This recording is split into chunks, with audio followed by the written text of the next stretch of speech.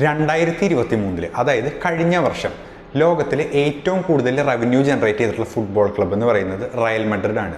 Almost 831 million euros ആണ് അവർ generate ചെയ്തിട്ടുള്ള revenue എന്ന് പറയുന്നത്. അതിൻ്റെ തൊട്ട് താഴെയായിട്ട് ബാർസലോണയും PSG-യും മാഞ്ചസ്റ്റർ യുണൈറ്റഡും മാഞ്ചസ്റ്റർ സിറ്റി ഇങ്ങനത്തെ കുറേ അധികം ഫുട്ബോൾ ക്ലബ്ബുകൾ വരുന്നുണ്ട്. അപ്പോൾ 830 മില്യൺ യൂറോസ് എന്ന് പറഞ്ഞു കഴിഞ്ഞാൽ അതൊരു ഭയങ്കര വലിയ എമൗണ്ട് ആണ്. എങ്ങനെയാണ് ഈ ഫുട്ബോൾ ക്ലബ്ബുകൾ ഇത്രയ്ക്ക് വലിയ എമൗണ്ട് ജനറേറ്റ് ചെയ്യുന്നത് റവന്യൂ ആയിട്ട്? നമ്മളൊക്കെ ഫുട്ബോൾ കളി കാണുമ്പോൾ TV-യിലോ അല്ലെങ്കിൽ സ്ട്രീമിംഗ് പ്ലാറ്റ്ഫോമുകളിലൊക്കെയാണ് കാണുക. നമ്മൾ 10 പൈസ കൊടുക്കാണ്ടാണ് ഈ ഫുട്ബോൾ മാച്ചുകൾ കാണുന്നത്. ഇനി അഥവാ നമ്മൾ സ്റ്റേഡിയത്തിൽ പോയി കണ്ടു കഴിഞ്ഞാൽ തന്നെ സ്റ്റേഡിയത്തിൽ നിന്ന് ഫുട്ബോൾ ക്ലബ്ബുകൾക്ക് കിട്ടുന്ന എമൗണ്ട് എന്ന് പറയുന്നത് അത്ര വലുതൊന്നും ആയിരിക്കില്ല.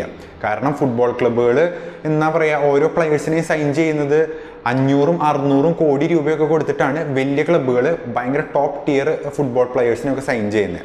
ഇപ്പോൾ നമ്മൾ ഹാളൻഡ് എന്ന് പറഞ്ഞ പ്ലെയറിനെ കുറിച്ച് നിങ്ങൾ കേട്ടിട്ടുണ്ടാവും. മാഞ്ചസ്റ്റർ സിറ്റിയിലെ ഒരു കളിക്കാരനാണ്. അദ്ദേഹത്തിന് $200 മില്യൺ കൊടുത്തിട്ടാണ് മാഞ്ചസ്റ്റർ സിറ്റി മേടിക്കുന്നത്. അപ്പോൾ ഇത്തരത്തിലുള്ള വലിയ ട്രാൻസ്ഫർ എമൗണ്ടുകൾ കൊടുക്കാനായിട്ട് എവിടെ നിന്നാണ് ഫുട്ബോൾ ക്ലബ്ബുകളുടെ കയ്യിൽ നിന്ന് പൈസ എന്നുള്ളൊരു ഡൗട്ടൊക്കെ നമുക്ക് കോമൺ ആയിട്ട് വന്നിട്ടുണ്ടാവും. ഞാനൊക്കെ പണ്ട് ഫുട്ബോൾ കളി കണ്ടിരുന്നപ്പോൾ ഞാൻ ആലോചിച്ചിട്ടുണ്ട് ഇത്രയ്ക്ക് വലിയ എമൗണ്ടൊക്കെ എവിടെ നിന്നാണ് ഫുട്ബോൾ ക്ലബ്ബുകൾക്ക് കിട്ടുന്നതെന്ന്. അപ്പോൾ ഈ വീഡിയോയിൽ ഫുട്ബോൾ ക്ലബ്ബുകളുടെ ബിസിനസ് എങ്ങനെയാണ് വർക്ക് ചെയ്യുന്നത്, അല്ലെങ്കിൽ എങ്ങനെയാണ് ഫുട്ബോൾ ക്ലബ്ബുകൾ ഇത്രയ്ക്ക് വലിയ എമൗണ്ട് റവന്യൂ ജനറേറ്റ് ചെയ്യുന്നതെന്നും എങ്ങനെയാണ് അവരുടെ ബിസിനസ് റൺ ചെയ്യുന്നത് എന്നുള്ള കാര്യങ്ങളാണ് ഈ വീഡിയോയിൽ ഞാൻ എക്സ്പ്ലെയിൻ ചെയ്യാനായിട്ട് പോകുന്നത്. അപ്പോൾ നിങ്ങൾ വീഡിയോൻ്റെ അവസാനം വരെയും കണ്ടു കഴിയുമ്പോഴേക്കും നിങ്ങൾക്ക് നല്ലപോലെ ഒരു ഐഡിയ കിട്ടും ഇതിനെക്കുറിച്ച്. അപ്പോൾ ഏറ്റവും ആദ്യമായിട്ട് ഫുട്ബോൾ ക്ലബ്ബുകൾക്ക് റവന്യൂ വരുന്നത് ബ്രോഡ്കാസ്റ്റിംഗ് റൈറ്റുകൾ വഴിയാണ്. ഇപ്പോൾ നമ്മുടെ ഇന്ത്യയിലെ കേസ് എടുക്കുകയാണെന്നുണ്ടെങ്കിൽ നമുക്ക് എല്ലാവർക്കും അറിയുന്ന കോമൺ ആയിട്ടുള്ള ഒരു ഫുട്ബോൾ ടൂർണമെൻറ്റ്, അല്ലെങ്കിൽ ഏറ്റവും ഫേമസ് ആയിട്ടുള്ള ഫുട്ബോൾ ടൂർണമെൻറ്റ് എന്ന് പറയുന്നത് ISL ആണ്, ഇന്ത്യൻ സൂപ്പർ ലീഗ്. ISLൻ്റെ ഈ ഒരു ഫുട്ബോൾ ടൂർണമെൻറ്റ് TV-യിലോ അല്ലെങ്കിൽ സ്ട്രീമിംഗ് പ്ലാറ്റ്ഫോമുകളിലോ കാണിക്കാനായിട്ട് ആ ചാനൽ ഈ ഫുട്ബോൾ ടൂർണമെൻറ്റ് നടത്തുന്ന ഓർഗനൈസേഷന് പൈസ കൊടുക്കേണ്ട ആവശ്യമുണ്ട്. എന്നാൽ മാത്രമാണ് ബ്രോഡ്കാസ്റ്റിംഗ് റൈറ്റ് ആ ഓർഗനൈസേഷൻ ഈ ചാനലുകൾക്ക് കൊടുക്കുകയുള്ളൂ. അപ്പോൾ ഇത്രയും കാലം കഴിഞ്ഞ ഒരു 9 വർഷത്തോളമായിട്ട് Disney+ ആണ് ISLൻ്റെ ബ്രോഡ്കാസ്റ്റിംഗ് റൈറ്റ് മേടിച്ചിട്ടുണ്ടായിരുന്നത്.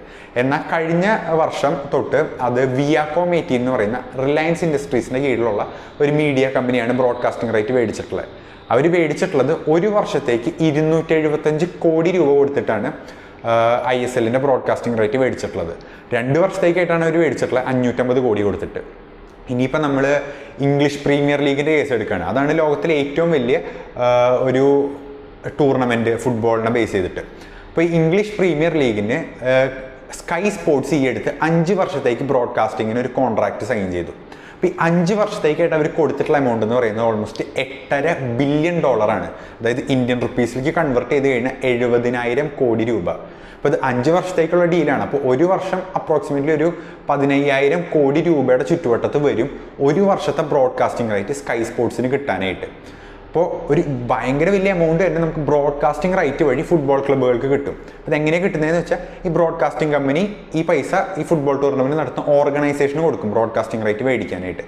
അപ്പോൾ ഈ ഓർഗനൈസേഷൻ ഇതാ ടൂർണമെൻറ്റിൽ പങ്കെടുക്കുന്ന ഫുട്ബോൾ ക്ലബ്ബുകൾക്ക് ഈക്വലി ഡിവൈഡ് ചെയ്തും കൊടുക്കും. അപ്പോൾ ഇങ്ങനെയാണ് ഫുട്ബോൾ ക്ലബ്ബുകളുടെ ആദ്യത്തെ സോഴ്സ് ഓഫ് റവന്യൂ, അതായത് ബ്രോഡ്കാസ്റ്റിംഗ് റൈറ്റ്. ഇനി രണ്ടാമത്തെ സോഴ്സ് ഓഫ് റവന്യൂ, ഇതും വളരെ ഇമ്പോർട്ടൻറ്റ് സോഴ്സാണ്. ഇതെന്ന് പറയുന്നത് സ്പോൺസർഷിപ്പുകളും അല്ലെങ്കിൽ അഡ്വർടൈസ്മെൻറ്റുകളുമാണ്. ഇപ്പോൾ നമ്മുടെ KBFCയുടെ കേസ് എടുക്കുകയാണെന്നുണ്ടെങ്കിൽ കേരള ബ്ലാസ്റ്റേഴ്സിൻ്റെ അവരുടെ ജേഴ്സിയുമ്പോൾ നോക്കിക്കഴിഞ്ഞാൽ നിങ്ങൾക്ക് കുറേ അധികം കമ്പനികളുടെ പേര് കാണാനായിട്ട് പറ്റും. ഏറ്റവും വലുതായിട്ട് എഴുതി വെച്ചിട്ടുള്ളത് ബൈജൂസ് എന്ന് പറയുന്ന കമ്പനീനെ കുറിച്ചാണ്. അപ്പോൾ അതേപോലെ തന്നെ ഏഷ്യൻ പെയിൻറ്റ്സ് ഉണ്ടാവും, അതേപോലെ തന്നെ റെവ് എന്ന് പറഞ്ഞിട്ട് കമ്പനിയുണ്ട്, ക്രാവിൻ ചിപ്സ്, ഇങ്ങനത്തെ കുറേ അധികം കമ്പനികളുടെ പേരൊക്കെ ജേഴ്സിയുമ്പോൾ നമ്മൾ കൊടുത്തിട്ടുണ്ടാവും KBFCയുടെ. അപ്പോൾ ഇതെന്തിനാണ് അവർ ചെയ്യുന്നതെന്ന് വെച്ചാൽ ഈ കമ്പനികൾക്ക് അറിയാം ഈ ഒരു KBFC വളരെ ഫേമസ് ആയിട്ടുള്ള ഒരു ഫുട്ബോൾ ക്ലബ്ബാണെന്ന്. അപ്പോൾ ഇവരുടെ ഫുട്ബോൾ മാച്ചസ് കാണാനായിട്ടും ലക്ഷക്കണക്കിനോ കോടിക്കണക്കിനോ ആളുകൾ ഫുട്ബോൾ മാച്ചുകൾ കാണുന്നുണ്ടെന്നറിയാം. അപ്പോൾ ഈ കമ്പനിയുടെ പേര് അവരുടെ ജേഴ്സിയും എഴുതി വെക്കുക എന്ന് പറഞ്ഞാൽ അതൊരു വലിയ ഫോം ഓഫ് അഡ്വർടൈസ്മെൻ്റ് അല്ലേ. അപ്പോൾ ഈ അഡ്വർടൈസ്മെൻറ്റ് കിട്ടാനായിട്ട് ഈ കമ്പനികൾ ഈ ഫുട്ബോൾ ക്ലബ്ബിന് കുറേയധികം പൈസ കൊടുക്കും. അപ്പോൾ ഈ പൈസ കൊടുത്തു കഴിയുമ്പോൾ ഫുട്ബോൾ ക്ലബ്ബ് അവരുടെ ജേഴ്സിയും ഈ കമ്പനികളുടെ പേര് കാണിക്കും. അപ്പോൾ ഇങ്ങനത്തെ ഒരു ടൈപ്പ് ഓഫ് അഡ്വർടൈസ്മെൻറ്റ് നടത്തുന്നതിലൂടെ സ്പോൺസർഷിപ്പുകൾ കിട്ടും ഫുട്ബോൾ ക്ലബ്ബുകൾക്ക്. ഇനി മൂന്നാമത്തെ സോഴ്സ്, ഇത് നമുക്ക് എല്ലാവർക്കും അറിയുന്ന ഒരു സോഴ്സാണ്. ടിക്കറ്റുകൾ വിറ്റിട്ട് സ്റ്റേഡിയത്തിൽ കളി നടക്കുമ്പോൾ ടിക്കറ്റുകൾ വിറ്റിട്ട് കിട്ടുന്ന റവന്യൂ. ഇപ്പോൾ KBFCയുടെ തന്നെ കേസ് എടുക്കുകയാണെന്നുണ്ടെങ്കിൽ ഒരു ന്യൂസ് ചാനൽ റിപ്പോർട്ട് ചെയ്തത് KBFCക്ക് പെർ ഇയർ ഓൾമോസ്റ്റ് 8 കോടി രൂപ വരെ ടിക്കറ്റ് വിറ്റിട്ട് റവന്യൂ കിട്ടുന്നുണ്ടെന്നാണ് പറയുന്നത്. 8 കോടിക്ക് മേലെ കിട്ടുന്നുണ്ടെന്നാണ് പറയുന്നത്. അപ്പോൾ 8 കോടി എന്ന് പറഞ്ഞാൽ ചെറിയൊരു എമൗണ്ട് ഒന്നും അല്ല. ഇപ്പോൾ KBFCയുടെ കേസ് എടുക്കുകയാണെന്നുണ്ടെങ്കിൽ ഇഷ്ടംമാതിരി ഫുട്ബോൾ പ്ലെയേഴ്സിനൊക്കെ മേടിക്കാനുള്ള പൈസ 8 കോടി എന്ന് പറഞ്ഞാൽ. അപ്പോൾ ഈ ഒരു 8 കോടി പ്ലസ് എമൗണ്ട് ആണ് KBFCക്ക് ഓൾമോസ്റ്റ് പെർ ഇയർ ഒരു അപ്രോക്സിമേറ്റ്ലി കിട്ടുന്ന ടിക്കറ്റ് വിറ്റ് കിട്ടുന്ന റവന്യൂ എന്ന് പറയുന്നത്. ഇനി നാലാമതായിട്ട് നിങ്ങൾ അറിഞ്ഞിരിക്കേണ്ട റവന്യൂ സോഴ്സ് എന്ന് പറയുന്നത് ട്രാൻസ്ഫർ മാർക്കറ്റാണ്. നമ്മളിപ്പോൾ സ്പോർട്സ് കോളം ഒക്കെ എടുത്തു കഴിഞ്ഞാൽ പത്രത്തിൻ്റെ സ്ഥിരം നമുക്ക് കാണാൻ പറ്റുന്ന കാര്യങ്ങളാണ്.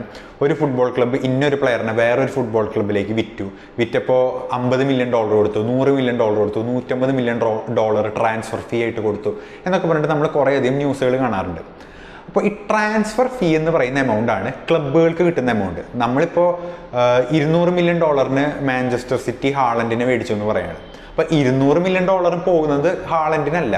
ഇതിൽ ട്രാൻസ്ഫർ ഫീ എന്ന് പറഞ്ഞിട്ടൊരു എമൗണ്ട് ഉണ്ട്. ഈ ട്രാൻസ്ഫർ ഫീ ക്ലബിനാണ് പോകുന്നത്, പ്ലെയറിനല്ല. പ്ലെയറിന് കിട്ടുന്നത് സാലറി എന്ന് പറയുന്ന എമൗണ്ട് മാത്രം, പിന്നെ ബോണസുകളോ ആഡ് ഓണുകളോ ഉണ്ടെങ്കിൽ അതും കിട്ടും. പക്ഷേ സാലറിയും ബോണസും ആഡ് ഓണും കഴിച്ചാൽ ട്രാൻസ്ഫർ ഫീ എന്ന് പറയുന്ന എമൗണ്ട് പോകുന്നത് ക്ലബിനാണ്. ഈ ക്ലബ്ബ് ഇപ്പോൾ ഒരു എക്സാമ്പിൾ പറയുകയാണെന്നുണ്ടെങ്കിൽ ഇപ്പോൾ ഒരു 5 വർഷത്തെ കോൺട്രാക്ട് സൈൻ ചെയ്തിട്ടുള്ള ഒരു പ്ലെയർ 5 വർഷത്തിന് മുന്നേ ക്ലബ്ബ് വിടുകയാണെന്നുണ്ടെങ്കിൽ ക്ലബ്ബ് ചിലപ്പോൾ അവരുടെ കോൺട്രാക്റ്റിൽ ഒരു ക്ലോസ് വെച്ചിട്ടുണ്ടാവും. 5 വർഷത്തിന് മുന്നേ ക്ലബ്ബ് വിടുകയാണെന്നുണ്ടെങ്കിൽ ഇത്രയും ട്രാൻസ്ഫർ ഫീ തരണം ഈ പ്ലെയറിനെ മേടിക്കാൻ പോകുന്ന അടുത്ത ക്ലബ്ബ് എന്ന് പറഞ്ഞിട്ട്.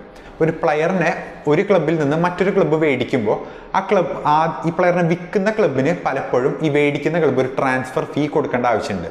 പ്രത്യേകിച്ച് ഇപ്പം ഒരു പ്ലെയറിന് ചെറുപ്പത്തിൽ മേടിച്ചിട്ട് നല്ലപോലെ ഡെവലപ്പ് ചെയ്തൊക്കെ എടുത്തു കഴിഞ്ഞാൽ അടുത്ത ക്ലബ്ബ് കുറച്ചും കൂടി റിസോഴ്സസ് ഉള്ള ക്ലബ്ബ് ഈ ഒരു പ്ലെയറിനെ മേടിക്കാനായിട്ട് നിൽക്കും. അപ്പോൾ ഈ പ്ലെയറിന് നല്ലപോലെ ഡിമാൻഡ് കൂടുതലുള്ളതുകൊണ്ട് തന്നെ വലിയൊരു ട്രാൻസ്ഫർ ഫീ ഒക്കെ ചിലപ്പോൾ മേടിക്കുന്ന ക്ലബ്ബ് വിൽക്കുന്ന ക്ലബ്ബിന് കൊടുക്കേണ്ടി വരും. അപ്പോൾ ഇത്തരത്തിലുള്ള കളിക്കാരുടെ ബൈയിങ്ങും സെല്ലിങ്ങും നടക്കുന്നുണ്ട്. നമ്മളിപ്പോൾ സ്റ്റോക്കുകളുടെ കേസൊക്കെ പറയുന്നവർ സ്റ്റോക്ക് നമ്മൾ വില കുറവിന് മേടിച്ച് വില കൂടുതലിന് വിൽക്കുന്ന പോലെ തന്നെയാണ് ഫുട്ബോൾ പ്ലെയേഴ്സിൻ്റെ കേസ്. ഫുട്ബോൾ പ്ലെയേഴ്സിനെ പൊട്ടൻഷ്യൽ ഉള്ള പ്ലെയേഴ്സിനെ ചെറിയ വിലയിൽ മേടിച്ചിട്ട് ക്ലബ്ബുകൾ മറ്റ് ക്ലബ്ബുകൾക്ക് ഭയങ്കര കൂടുതൽ വിലയിൽ വിൽക്കും.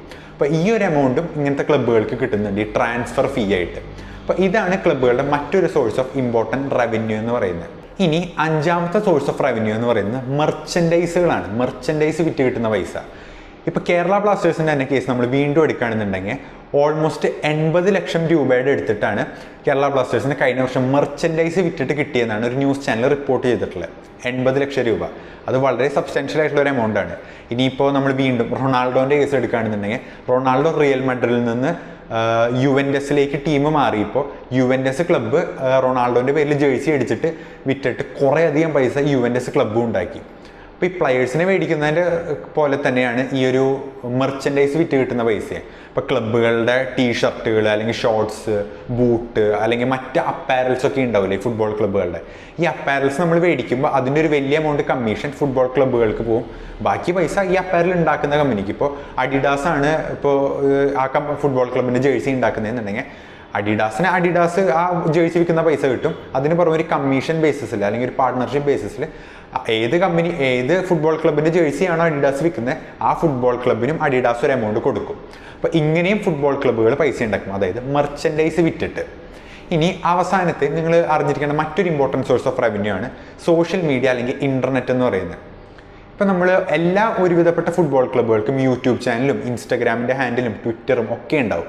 അപ്പം നമ്മളിപ്പോൾ ഇടയ്ക്ക് കാണുന്നുണ്ടെങ്കിൽ ഇപ്പോൾ യൂട്യൂബിൽ നമ്മളൊരു വീഡിയോ കാണുകയാണെന്നുണ്ടെങ്കിൽ നമുക്കറിയാം യൂട്യൂബ് വീഡിയോസ് കാണുമ്പോൾ ആ വീഡിയോ ഇടുന്ന ആൾക്ക് റവന്യൂ കിട്ടുമെന്ന് അഡ്വർടൈസ്മെൻറ്റ് വഴി. ഇപ്പോൾ നമ്മൾ KBFCയുടെ വീഡിയോസാണ് കാണുന്നത്, അവരുടെ ട്രെയിനിങ് വീഡിയോസൊക്കെ ഇഷ്ടംമാതിരി എല്ലാ ആഴ്ചയും വരാറുണ്ട്. അപ്പോൾ നമ്മൾ ഈ ട്രെയിനിങ് വീഡിയോ ഒക്കെ കാണുമ്പോൾ അല്ലെങ്കിൽ ഇൻ്റർവ്യൂവിൻ്റെ വീഡിയോ കാണുമ്പോൾ അല്ലെങ്കിൽ ഹൈലൈറ്റ്സ് ഒക്കെ കാണുമ്പോൾ ഏത് ഫുട്ബോൾ ക്ലബ്ബാണ് ആ വീഡിയോ ഇട്ടിട്ടുള്ളത് അവരുടെ വീഡിയോ ആണ് നമ്മൾ കാണുന്നതെന്നുണ്ടെങ്കിൽ അഡ്വർടൈസ്മെൻറ്റ് വഴി ഇൻ്റർനെറ്റിൽ നിന്ന് ഈ ഫുട്ബോൾ ക്ലബ്ബുകൾക്ക് വലിയൊരു എമൗണ്ട് റവന്യൂ കിട്ടും. അപ്പോൾ വീണ്ടും നമുക്ക് KBFCയുടെ കേസ് തന്നെ എടുക്കാം. ഇപ്പോൾ ഈ ന്യൂസ് ചാനൽ റിപ്പോർട്ട് ചെയ്തിട്ടുള്ള ഓൾമോസ്റ്റ് 60 ലക്ഷം രൂപയാണ് KBFCക്ക് യൂട്യൂബിൽ നിന്ന് കിട്ടിയിട്ടുള്ള വരുമാനം എന്ന്. അപ്പോൾ ഇതും ഒരു സബ്സ്റ്റൻഷ്യൽ ആയിട്ടുള്ള ഒരു എമൗണ്ട് ആണ് KBFC പോലത്തെ ഒരു ചെറിയൊരു ഫുട്ബോൾ ക്ലബിന്. ചെറുതെന്ന് മീൻസ് ഞാൻ മറ്റേ വലിയ യൂറോപ്യൻ ലീഗുകൾ വെച്ച് കമ്പയർ ചെയ്തിട്ടാണ്, അല്ലാണ്ട് ISL കാര്യമല്ല പറയുന്നത്. അപ്പോൾ ഇത്തരത്തിലുള്ള സോഴ്സസ് ഓഫ് റവന്യൂ ആണ് ഫുട്ബോൾ ക്ലബ്ബുകൾക്ക് കിട്ടുന്നത്. ഇതൊക്കെ കണ്ടു കഴിയുമ്പോൾ തന്നെ നമുക്ക് ഓൾമോസ്റ്റ് മനസ്സിലാവും എങ്ങനെയാണ് റയൽ മാഡ്രിഡ് കഴിഞ്ഞ വർഷം 830 മില്യൺ യൂറോസ് റവന്യൂ ആയിട്ട് ജനറേറ്റ് ചെയ്തതെന്ന്. അപ്പോൾ ഇതാണ് ഈ ഫുട്ബോൾ ക്ലബ്ബുകളുടെ പിന്നിലൊരു ബിസിനസ് അല്ലെങ്കിൽ ഇവരുടെ ഒരു വർക്കിംഗ് എന്ന് പറയുന്നത്. എങ്ങനെയാണ് ഈ ഫുട്ബോൾ ക്ലബ്ബുകൾ പൈസ ഉണ്ടാക്കുന്നത്, മാച്ചുകൾ നടത്തുന്നത്, ഇത്ര എക്സ്പെൻസീവ് ആയിട്ടുള്ള പ്ലെയറുകൾ മേടിക്കുന്നത് എന്നുള്ള കാര്യങ്ങളൊക്കെ ഇങ്ങനെയാണ് അവർക്ക് ചെയ്യാനായിട്ട് സാധിക്കുന്നത്. അപ്പോൾ നിങ്ങൾക്ക് ഈ വീഡിയോ ഇഷ്ടപ്പെട്ടു, നിങ്ങൾക്ക് ഞാൻ വീഡിയോയിൽ പറഞ്ഞ കാര്യങ്ങൾ മനസ്സിലായി എന്നാണ് വിചാരിക്കുന്നത്. അപ്പോൾ വീഡിയോ ഇഷ്ടപ്പെട്ട് കഴിഞ്ഞാൽ ലൈക്ക് ചെയ്യുക, ചാനൽ സബ്സ്ക്രൈബ് ചെയ്യുക. നമുക്ക് പുതിയൊരു വീഡിയോയിൽ കാണാം. അതുവരെ ഗുഡ് ബൈ.